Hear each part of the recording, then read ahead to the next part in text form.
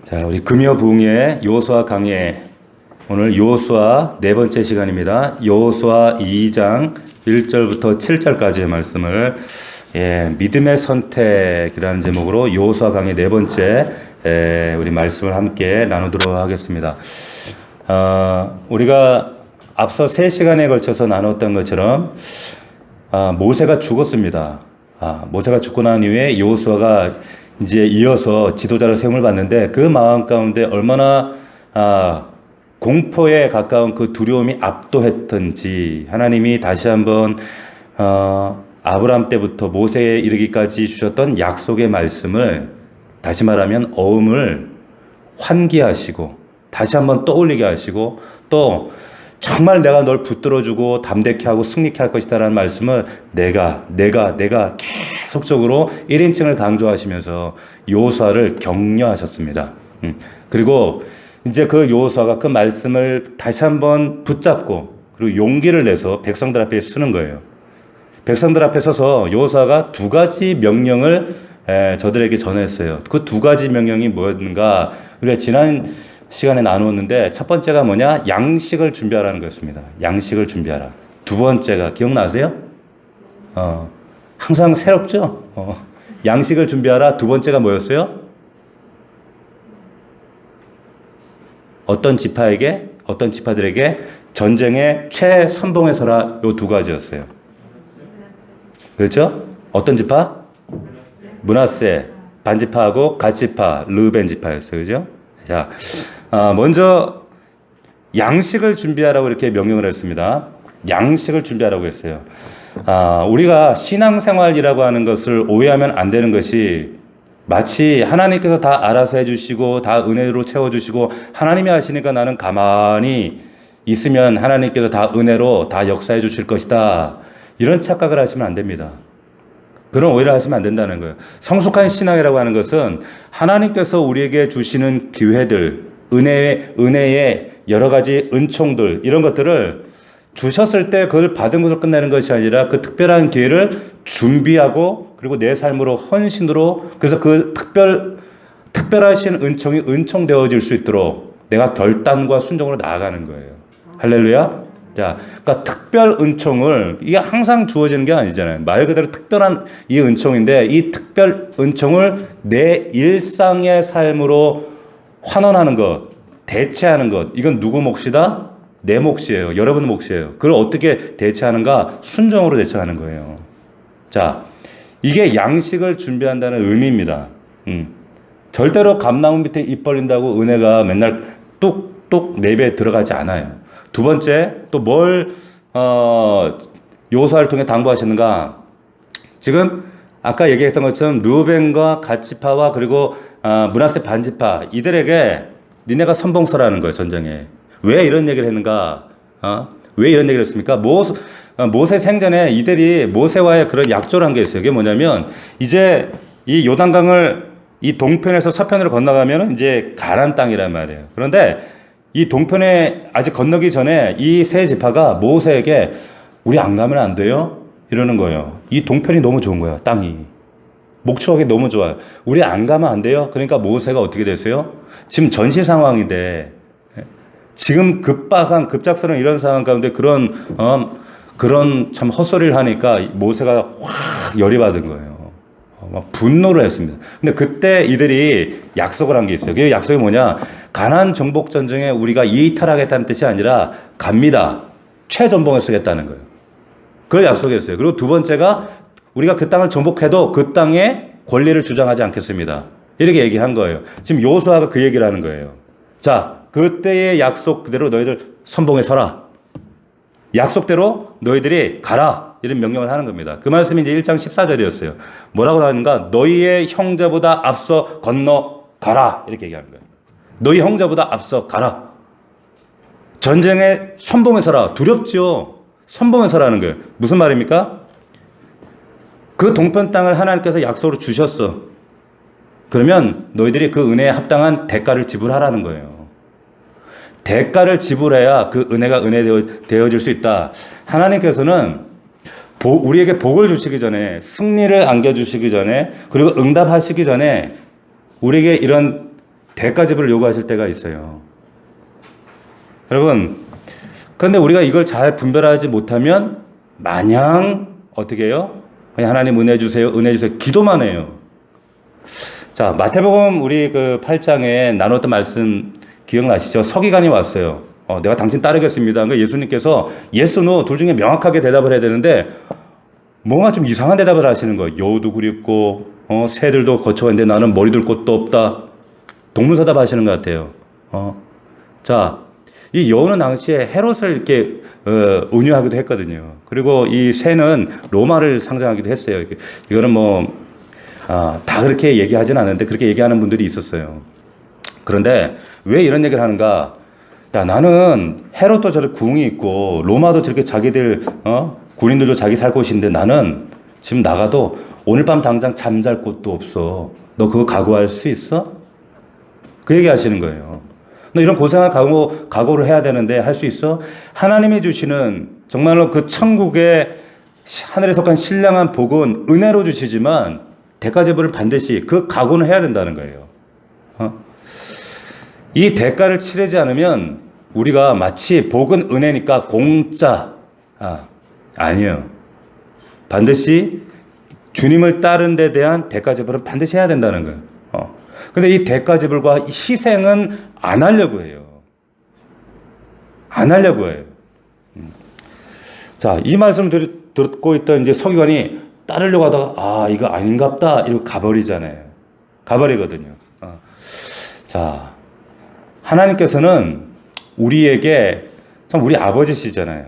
은혜로 여러분들에게 모든 것들을 충만하게 주기를 원하십니다. 할렐루야. 근데 오해하시면 안 되는 게 감나무 밑에 입 벌린다고 떨어지지 않아요.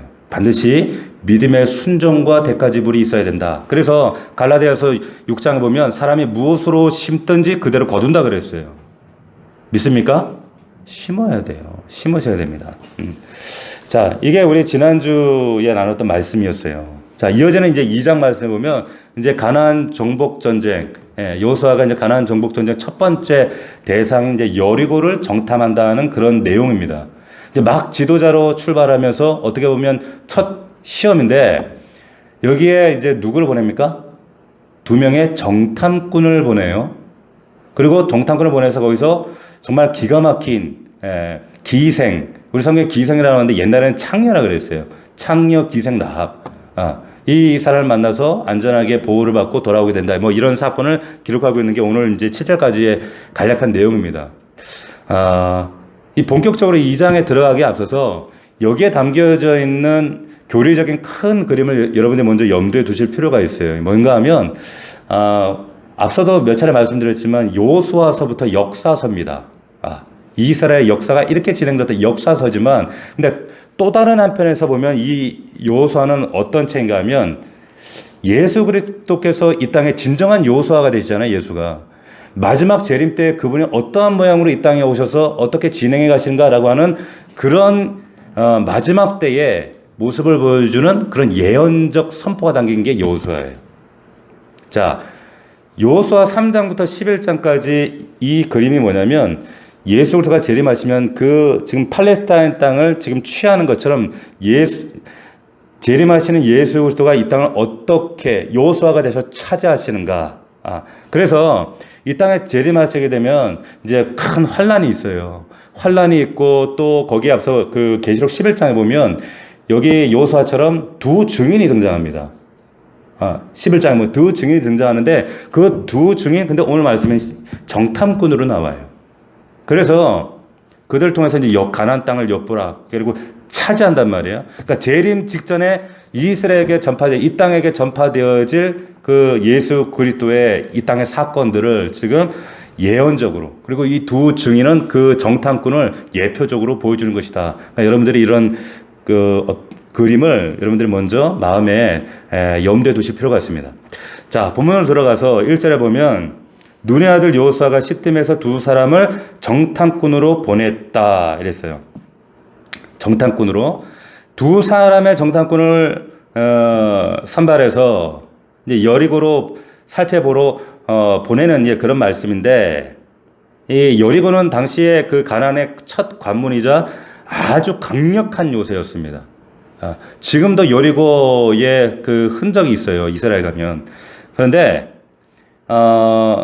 전쟁에 이기려면 반드시 필요한 게 뭐예요? 군사 정보가 필요하죠. 그 땅에 대해 염탐하는 게 필요하지 않습니까? 그런데 이게 얼핏 보면 뭐 당연한 것 같은데 또 우리 다른 한편을 생각하면 아니 하나님께서 여호수아에게 분명히 이 땅을 약속의 땅이다. 얼마나 강력하게 앞에 말씀하셨어요. 약속의 땅이다. 이 땅을 너에게 분명하게 준다. 내가 준다. 내가 할 거다. 내가 준다. 내가 준다. 한 10번에 걸쳐서 그런 말씀하셨단 말이에요. 그러면 그렇게까지 말씀하시는데 구태여 정탐꾼을 보낼 필요가 있을까요? 네? 한번 생각해 보세요. 한번 곰곰이. 그렇게까지 말씀하시는데 어떻게 보면 이거 좀 믿음 없는 행동 같지 않습니까? 그리고 여기에 보면 하나님이 또 정탐꾼 보내라 이런 말씀도 없잖아요. 그런 말씀이. 예? 근데 여호수아가 지금 2명의 정탐꾼을 이게 언뜻 보면 믿음에서 나오는 행동이 아니라 여전히 의심하고 있는 행동 때문에 그런 게 아닌가. 오히려 정탐꾼을 보낼 필요도 없이 곧바로 공격하는 게 믿음 아닌가. 이게 바로 공격해야 믿음 아니에요? 그리고 더군다나 왜 38년 전에 12명의 정탐꾼을 보내갖고 옛날에 또 이렇게 애먹은 사건이 있었단 말이에요. 기억나시죠? 그런데 왜 지금 여호수아가 정복을 해야 할 그 땅, 하나님이 그렇게 신신당부하고 약속해 주신 땅을 왜 정탐꾼을 보내? 이거 믿음 없는 행동인가? 그렇지 않죠. 여러분 잘 생각하셔야 돼요. 그러니까 이걸 잘 분별 못하면 내가 해야 할 것과 하나님이 해야 될 걸 이거를 분별을 못하는 거예요. 이스라엘이 하나님의 뜻을 이루어드리는 것, 가나안을 정복하고 그리고 그 가나안 땅에 있는 그 민족들을 심판하는 거, 이거 하나님의 엄숙한 명령이 하나님 뜻입니다. 이건 반드시 이들이 감당해야 될 몫이에요. 그런데 여러분 보세요. 믿음이라고 하는 것은 인간의 노력을 배제하는 게 그게 믿음이 아니에요. 오해하시면 안 돼요. 은혜니까 우리는 할 게 없네. 전적인 은혜, 하나님의 구원에 관한해서는 우리 인간이 할 수 있는 건 아무것도 없어요. 하지만 이거는 인간 구원이 아니라 이제 우리가 순종으로 정복해야 될 땅 영적 전쟁터예요. 여기서는 그 막중한 임무를 감당해야 될 하나님 백성들이 해야 될 건 뭡니까? 순종과 결단과 그리고 액션이에요. 아멘입니까? 행해야 되는 거예요. 그러니까 당연히 정보를 얻고 이 정탐꾼을 보내는 건 이건 여호수아라서 당연한 겁니다. 믿음이라는 것은 여러분 인간적인 노력이 아무 소용이 없을 때, 가령 예를 들면 우리가 출애굽기에 있을 때 거기에 보면 너희는 가만히 있어, 너희 하나님이 하나님 됨을 너희는 알쩌라, 그런 말이 있어요. 출애굽기에 보면 가만히 있으라 했잖아요. 하나님이. 거기는 하나님의 생명 구원의 역사, 인간이 우리가 거기에 할 수 있는 출애굽 역사가 돼 우리가 할 수 있는 게 뭐가 있어요? 이스라엘 백성이 할 수 있는 게 뭐가 있어요? 아무것도 없어요. 인간이 할 수 있는 것은 그냥 기적의 그 하나님을 기다리는 것밖에 없는 거예요. 그 능력만 바라보는 거예요. 그러나 하나님께서 우리에게 좋은 것을 주실 때, 어떤 우리의 삶 가운데 어떤 기적적인 방법으로 내 삶의 변혁과 새로운 변화를 주려 할 때, 때로는 우리의 믿음을 동반한 우리의 결단과 노력을 요구하시는 순간이 있어요. 반드시. 절대로 감나무 밑에 누워서 하나님 입에 쏙 넣어주시고 그러지 않아요. 들어가야지. 정탐하고 들어가고 밟고 말씀대로 약속 말씀 받았으면 어음을 들고 와서 이건 권리 행사를 해야 되는 건 내가 하는 거지. 그 권리 행사까지 하나님이 해주지 않는단 말이에요. 당부합니다. 여러분들이 하나님의 은혜를 구하는 건 좋아요. 좋지만 여러분들이 그 하나님 말씀의 약속을 붙들고 내가 무엇을 결단하고 무엇을 순종할 것인가, 이거는 여러분들 몫입니다. 할렐루야. 여러분들이 하시는 거예요. 그 말씀 오해하시면 안 돼요. 그래서 앞서 우리 말씀에도 2가지 요소가 당부해. 양식 준비해. 양식 준비하라고 하잖아요. 그리고 네가 선봉해서 하나님이 선봉 쓰시지 않아요. 자, 믿음은 때로는 기다리는 것을 요구하고 때로는 노력하는 것을 요구해요. 그래서 노력해야 하는 상황에서 우리가 노력을 게을리하는 것은 그것은 오히려 불순종이 될 수가 있습니다. 말씀을 받았는데 왜 게을러요? 왜 결단 안 해요? 우리 옛날에 그 우스갯말 그런 말이 있었잖아요. 주여 로또 1등이 당첨되게 없어. 당첨되게 없어. 그 10년 동안 기도했대잖아요. 근데 오늘 하나님이 딱 나타나셔서 말씀하셨대잖아요. 그래, 내가 널 응답하마. 좀 사라. 로또를 좀 사라. 안 사는데 어떻게 걸리냔 말이에요. 사는 건 내 몫이잖아요. 이 옛날에 참 전설같이 내려오는 우스갯말이었는데 우리가 해야 될 몫이 있습니다. 자, 그래서 히브리서에도 보면 이런 말씀이 있죠. 믿음으로 노아는 아직 보지 못한 일들에 대해 하나님으로부터 경고를 받고 두려움으로 움직여서 방주를 예비했다 그랬어요. 말씀은 하나님이 하시고 하나님이 두려움을 주지만 방주는 노아가 만들어야 돼요. 그래야 구원 받는 거예요. 그렇잖아요. 자, 그래서 하나님으로부터 경고받고 두려움으로 움직여서 방주를 예배함으로 자기 집에 구원을 얻어 믿음의 상속자, 의의 상속자가 되었다. 히브리서 기자가 지금 그 얘기를 하고 있는 겁니다. 자, 그래서 우리가 아무리 하나님 말씀을 믿는다, 내가 신앙생활을 오래 했다, 내가 하나님은 은혜 하나님이다 믿는다고 할지라도 그 약속이 이루어지기를 기다리면서 내가 노력을 게을리하면, 내가 액션하지 않으면 절대로 우리의 삶 속에 그 믿음의 역사는 일어나지 않습니다. 여러분들이 믿음으로 결단할 수 있기를 주의 이름으로 축원합니다. 자, 그 사건이 지금 오늘 본문에 말하고 있는 거예요. 자, 그리고 이어서 보시면 이제 하반절에 보면 두 명의 정탐꾼들이 가서 라합이라는 이름의 창녀, 이 기생 라합의 집에 들어가 거기 머물게 되죠. 머무는데 우리가 이런 생각을 해볼 수가 있어요. 왜 하필 그 많고 많은 사람들 중에 왜 이런 기생 창녀 집에 가나? 왜 하필 창녀 집인가? 어떤 사람은 이제 이런 부분 때문에 이 사람은 창녀가 아니라 단지 여관집 주인이다.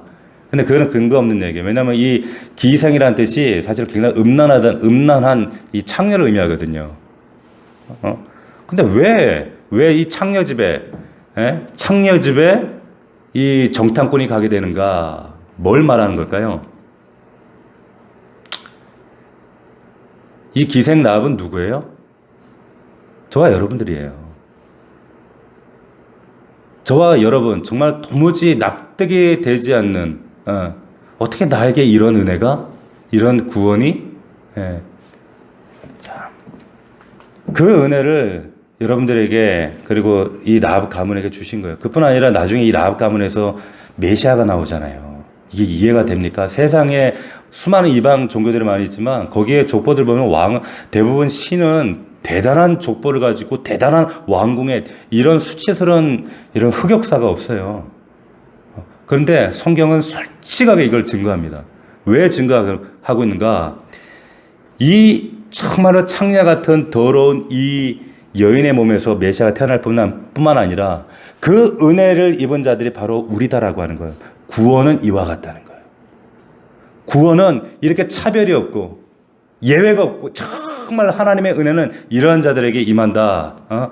이런 천한 창녀 출신 이런 자에게 복음의 진리가 선포되어진다. 그 말씀을 하고 싶은 거예요. 마태복음에 보면 이 그 라합이 누굽니까? 다윗이 어떻게 되는 거예요? 증조 할머니 되잖아요. 증조 할머니. 증조 할머니 맞나? 아니, 그 할아버지가 되죠. 그 낳은 아들이 증조 할아버지가 된다고요. 그러니까 이게 얼마나 놀라운 일입니까? 로마서에 보면 이런 말씀이 있죠. 그것은 이런 차별 없이 이런 은혜가 임한 것을 말하는 거예요. 곧 예수 그리스도의 믿음으로 말미암아 모든 자에게 미치고 믿는 모든 자 위에 임하는 하나님의 의니 거기에는 차별이 없느니라 이랬어요. 누구든지 주의 이름을 부른 자는 구원을 받으리라. 아멘. 이런 은혜를 입은 자들이에요. 창녀 같은 우리에게 이런 구원이 임한 것처럼 하나님은 지금도 이 땅을 향해 그런 역사들을 일하고 계십니다. 자, 이 구절을 보게 되면 이 두 정탐꾼에게 라합이 이런 얘기를 해요. 9절 주께서 이 땅을 너에게 주신 줄을 내가 아노라 그래요. 아노라. 자, 그리고 이제 여리고 왕이 사람들 보내서 그 사람 내놓으라 그러니까 두 번씩이나 4절 6절에 보면 숨겨주거든요. 없다고 하거든요. 생명을 거는 거예요. 지금 생명을 걸고 이들을 지금 보호하고 있는데 지금 이 라합이 그러면 이거는 결국에 이들을 받아들이려고 작정했을 뿐만 아니라 뭘 말하고 있는 걸까요? 이들이 오기만을 기다렸다는 거예요. 오기만을. 자, 이 정탐꾼들이 창녀에 불과한 라합으로부터 야 이런 창녀한테 이런 환영받을 줄을 이 사람들이 알았을까요? 이런 보호를 받고 그리고 돌아갈 수 있도록 상상도 못했을 거예요. 전혀 상상도 못했을 거예요. 이처럼 우리가 볼 때는 라합 같은 사람이 어떻게 이런 일들을 할 수 있을까? 근데 하나님의 정말 이 복음의 역사는 이런 뜻밖의 사람에게 뜻밖의 자리에서 뜻밖의 순간에 이렇게 일어납니다. 그렇기 때문에 우리가 정말로 우리의 삶 주변에 정말 라합 같은 자들 가운데 하나님의 이런 뜻밖의 역사가 일어나지 않는가 여러분들이 주목하셔야 돼요. 항상 여러분들이 영적인 영안을 활짝 열고 찾으셔야 된다는 거예요. 자, 그리고 2절을 보면 어떤 사람이 여리고 왕에게 말하여 이르되 보소서 이 밤에 이스라엘 자손이 몇 사람이 이 땅을 정탐하러 이리로 들어왔나이다. 이제 어떤 사람이 고자질을 합니다. 그리고 3절에 보니까 여리고 왕이 그 말을 듣고 라합에게 사람을 보내요. 그 사람 어디 갔느냐? 끌어내라 이렇게 얘기를 합니다. 자, 그런데 라합이 4절에서도 그렇고 6절에서 이들을 보호합니다. 보세요. 여리고 왕의 명령을 거절해요. 이거는 죽음을 각오하는 행위죠. 더군다나 자기 민족을 배신하는 행위예요. 자, 이게 어떻게 보면은 좀 납득이 안 돼요. 납득이 되지 않습니다. 근데 어떻게 이런 믿음의 결정을 할 수 있었을까? 이런 결정이 가능한 이유는 뭘까요? 두려웠기 때문이에요. 근데 인간적인 두려움이 아니라 하나님에 대한 두려움이에요. 두려움이에요. 출애굽기에 보면 그 이집트 바로가 이제 2살 아래로 아기들을 죽일 때 그런데 거기에 보면 히브리 산파들이 하나님을 두려워해서 아기들을 살려뒀다 이런 말씀이 있어요. 보세요. 바로 그 당시에 가장 강력한 그 두려운 사람 목숨 하나 파리 목숨처럼 그냥 죽일 수 있는 그런 권세를 가진 바로가 그렇게 너희 히브리 남자에 태어나면 다 죽여 이 명령을 하는데 그 명령을 거절할 만큼 이 히브리 산파들은 누굴 두려워합니까? 하나님을 두려워했다는 거예요. 믿음이라고 하는 것은 여러분 경외감에서 출발을 해요. 이 두려움이 없으면 인간은 자기 소견에 옳은 대로 행합니다. 자기 마음대로 신앙생활해요. 이 라합은 이 여리고 왕보다 자기의 생명이 지금 경각에 달려있지만 여리고 왕보다 하나님을 더 두려워했어요. 여러분 하나님 두려워하십니까? 하나님 두려워하세요? 우리 아버지 좋은 분인데 뭐 좋은 게 좋은 거지 아버지. 우리 아버지 좋으신 분인 거 맞지만 우리 아버지 또 굉장히 경외해야 할 대상입니다. 믿습니까? 두려워하셔야 돼요. 세상 직장 상사 말은 두렵고 집에 마누라 말은 두렵고 자식들은 눈치 보고 두려워하는데 하나님은 안 두려워해요. 하나님 두려워하셔야 돼요. 하나님을 두려워해야 우리가 그분을 바르게 두려워하고 인식을 해야 우리의 삶에 정말 하나님 앞에 질서가 세워져요. 율법은 두렵죠. 무섭죠. 왜? 못 지키면 죽어야 되니까. 근데 그 율법은 뭐냐면 우리를 보호해주는 뭐예요? 울타리 같은 거예요. 난간 같은 거예요. 무섭다고 걷어찰 수 있어요? 그럴 수 없단 말이에요. 우리 살아계신 하나님을 두려운 분으로 인식할 수 있는 우리 넘치는 교회가 되기를 주의 이름으로 축원합니다. 두려워하셔야 돼요. 두려워하셔야 돼요. 자, 그리고 그러면서 여기 보면 이제 라합이 여리고 왕에게 거짓말을 하죠. 정탐꾼들이 어디서 왔는지 어디를 갔는지 모르고 뭐 그러면서 막 빨리 쫓아가면 잡을 수 있을 것이다 이런 얘기를 하는데 마지막으로 요 얘기만 하고 좀 마치겠습니다. 저 이 말씀을 드리는 이유는 지금 어쨌거나 지금 라합이 거짓말을 하지요. 거짓말을 합니다. 소위 말하는 선의의 거짓말을 했어요. 하얀 거짓말. 자, 하얀 거짓말을 해도 되나요? 안 되나요? 자, 지금 어쨌든 거짓말로 그들을 속였어요. 생명을 살리지만, 예? 제가 왜 이런 얘기를 드리냐면, 간혹 이제 이런 질문 하시는 분들이 있어요. 이 얘기를 하면서, 아유, 라합도 거짓말 하지 않았냐고. 그러잖아요. 선의의 거짓말 아니냐고. 응?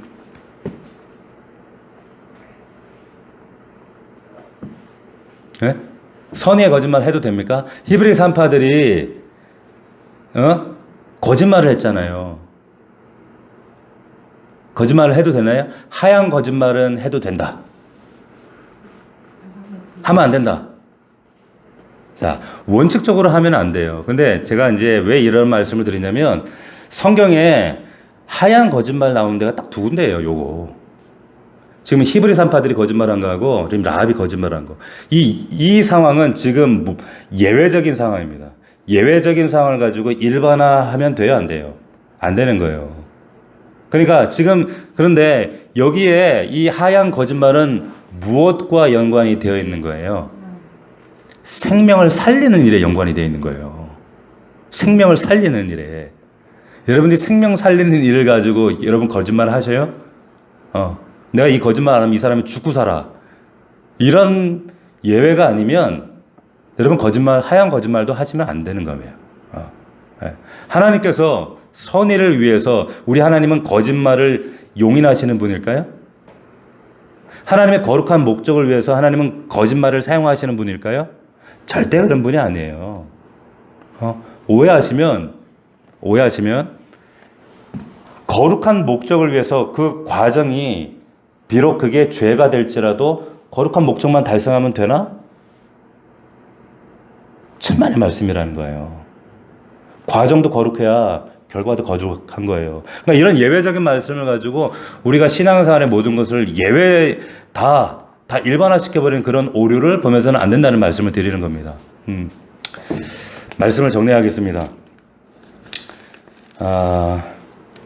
이 기생 라합이 정말 천한, 정말 지극히 윤리적으로 도덕적으로 천한 부정한 여인이었음에도 불구하고 이 여인을 통해서 정탐꾼이 들어왔을 때 정말 기다렸다는 듯이 그들을 받아들이고 보호하는 그 믿음은 어떤 순간적인 자기 혼자 살려고 하는 그런 객기가 아니라 이건 정말로 하나님을 인식하는 두려운 그 두려움에서 기인한 믿음이었다라고 하는 거.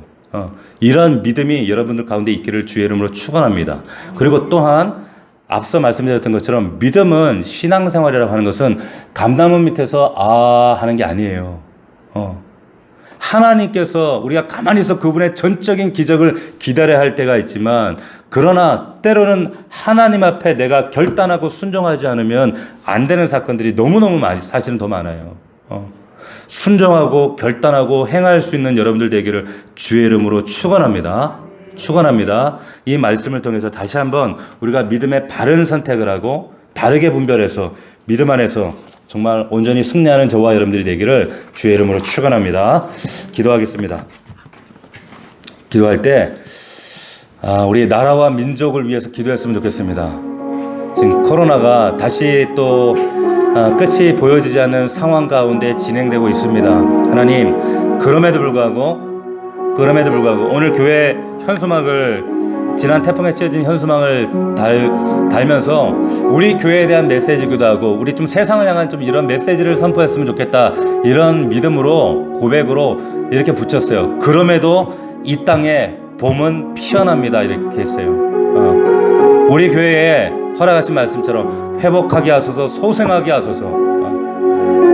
하나님, 정말 이 땅이 회복되게 하시고 소생되어지기 원합니다. 또한 우리 넘치는 게 우리 모든 성도들이 회복되게 하옵소서. 하나님께서 우리에게 믿음을 요구하실 때에 순종하게 하옵소서. 결단하게 하옵소서. 아버지 하나님, 정말로 무기력하게 우리가 가만히 있는 자들이 아니라 하나님께서 적극적으로 나에게 순종을 요구하시면 믿음으로 결단하고 행할 수 있는 그런 믿음 되게 하시고, 하나님을 정말 이 기생 라합처럼 여리고 왕보다 그리고 바로 왕보다 정말 그 히브리 산파들은 하나님을 더 두려워하고 라합은 하나님을 더 두려워했습니다. 우리 이 믿음을 가지고 정말 세상에 맞서서 나아가는 우리 귀한 성도들 될 수 있도록, 하나님을 진정으로 경외하는 그런 믿음으로 나아가도록 하나님 도와주시옵소서. 우리 넘치는 교회를 위해, 우리 연약한 성도들을 위해, 그리고 이 시간 우리 가정 위에 허락하신 우리 모든 기도의 제목 하나하나 하나님 앞에 올려드립시다. 이밤 기도할 때에 하나님 응답하시고 역사하실 줄 믿습니다. 우리 다 한 마음으로 주여 3번 부르고 통성으로 기도합니다. 주여, 주여, 주여. 살아계신 아버지 하나님 감사합니다. 거룩하신 아버지 하나님, 아버지 우리의 삶 속에 참 믿음으로, 참 순종으로, 결단과 행함으로, 아버지 하나님, 너희는 가만히 있어 너희의 하나님께서 행하시는 이 놀라운 기적을 보라 말씀하시지만, 때로 하나님 우리에게 여호수아처럼 하나님 허락하신 약속의 말씀을 붙들고 하나님 순종과 결단과 행함으로 나가야 할 때를 우리가 바르게 분별하여 믿음으로 나아갈 수 있는 자들이 될 수 있도록 도와주시옵소서. 하나님을 경외하며 하나님을 두려워하는 자들이 되어지도록 아버지 하나님 역사하여 주시옵소서. 주여, 아버지 하나님, 하나님 나라와 민족과 이 땅에 아버지 코로나로 인해서 신음하고 있는 이 땅을 하나님 고쳐주시옵시고, 하나님 이로 인하여 어려움을 갖고 있는 이 땅의 수많은 교회들과 많은 백성들과 우리 성도들을 기억하여 주시옵소서. 아버지 하나님 저들을 회복하게 하시고 소생케 하여 주시옵소서. 주여, 아버지 하나님 역사하여 주시옵소서.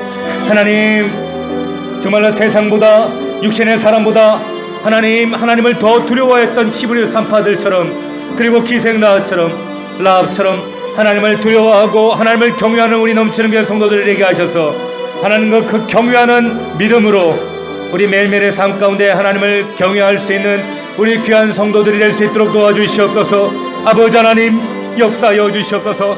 하나님을 두려워하지 못하여서 하나님을 인식하지 못하고 하나님을 하나님으로 온전히 아버지 경외하지 못하여서 우리의 삶이, 우리의 신앙이 방종하며 내 생각대로 내 소견에 오른 대로 행하고 있는 아버지 하나님 우리의 연약한 모습들을 회개합니다. 아버지 하나님 용서하여 주시옵소서. 아버지 하나님 이 시간에 아버지 하나님 우리가 기도함으로 하나님 말씀 붙잡고 기도할 때에 하나님 세임과 능력으로 붙잡아 주시옵시고 역사하여 주시옵소서. 다시 한번 진리의 말씀과 성경으로 충만하게 하여 주시옵소서. 주여 충만하게 하여 주시옵소서. 우리 다시 한번 주여 3번 부르고 통성으로 기도합니다.